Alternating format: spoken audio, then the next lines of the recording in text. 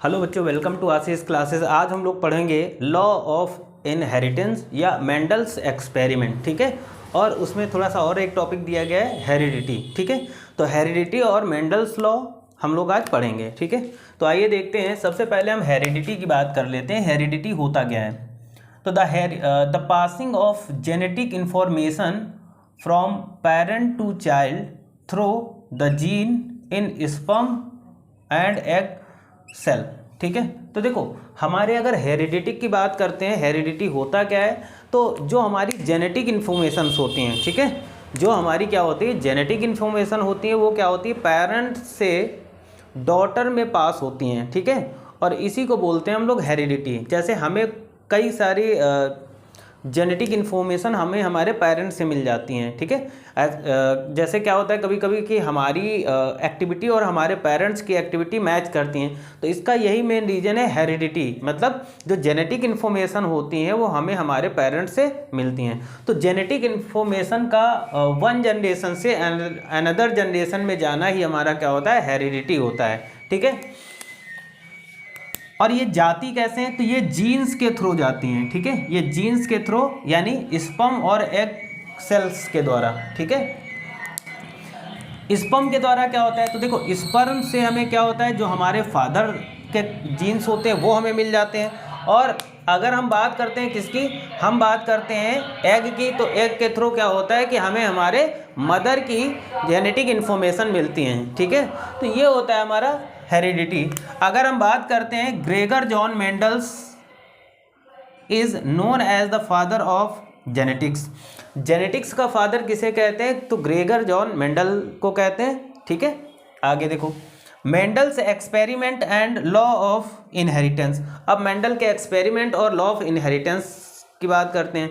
तो मेंडल ने अपना एक्सपेरिमेंट किस पे किया था? पी प्लांट पे किया था, गार्डन पी पर किया था। ठीक है, गार्डन पी क्यों ही उन्होंने चूज़ किया था? तो उसके भी कई सारे रीजन है। पहला कि इसकी जो गार्डन पी होती है इसकी लाइफ जो होती है वो बहुत ही शॉर्ट होती है, मतलब कम लाइफ होती है। ठीक है, यानी 1 साल के अंदर हम उसकी कई सारी जनरेशन के बारे में आसानी से एक्सपेरिमेंट कर सकते हैं। दूसरी चीज़ क्या होता है कि इसको हम अपने गार्डन में उगा सकते हैं। ठीक है, तो इसलिए मेंडल ने अपना जो एक्सपेरिमेंट किया था वो गार्डन पी पर किया था। और मेंडल ने 3 लॉ दिए थे, इनहेरिटेंस के 3 लॉ दिए थे। पहला उन्होंने लॉ दिया था law of dominance. Law of dominance होता क्या है? व्हेन टू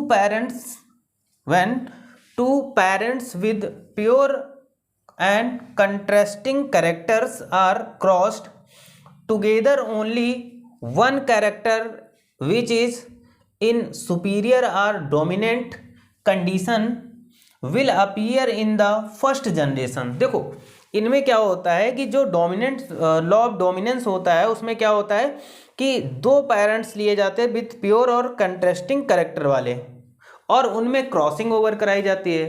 तो क्रॉसिंग ओवर जब हम कराते हैं तो सिर्फ और सिर्फ हमें डोमिनेंट कैरेक्टर ही फर्स्ट जनरेशन में देखने को मिलता है। हम एग्जाम्पल के द्वारा समझ लेते हैं। जैसे हमने टॉल प्लांट ले लिए, ठीक है, और यहाँ पर क्या होगा, 2 हमने ड्रॉप प्लांट ले लिए, मतलब बौने पौधे ले लिए। इनमें जब हम क्रॉसिंग ओवर कराते हैं तो एक टी आ जाता, कैपिटल टी आएगा, स्मॉल टी। ठीक, तो यहाँ पर F1 जनरेशन हो जाती। तो F1 जनरेशन में केवल हमें डोमिनेंट कैरेक्टर दिखाई देते हैं जो सुपीरियर होते हैं। ठीक, तो यहाँ पर क्या होगा, यहाँ पर जो प्लांट बनेगा वो टॉल होगा।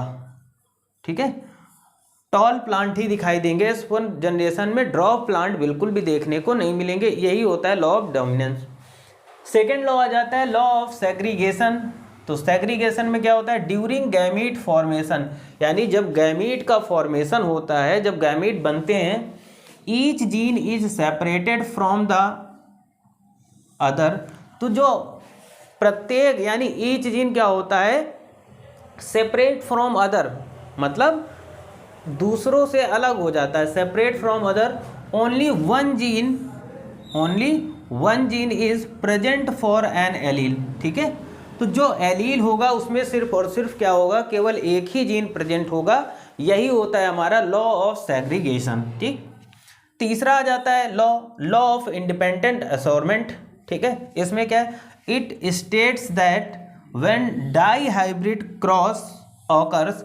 देखो लॉ ऑफ असॉर्टमेंट ये बताता है कि जब हम when dihybrid crossed over, जब हम क्या करते हैं कि डाई हाइब्रिड को क्रॉस कराते हैं तो क्या होगा, the gene from the same chromosome randomly combine. ठीक है, जब हम डाई हाइब्रिड को क्रॉस कराएंगे तो जो सेम जीन्स होंगे, ठीक है, वही दिया गया ना, the same chromosome, the gene from the same chromosome, the gene from the same chromosome randomly combine.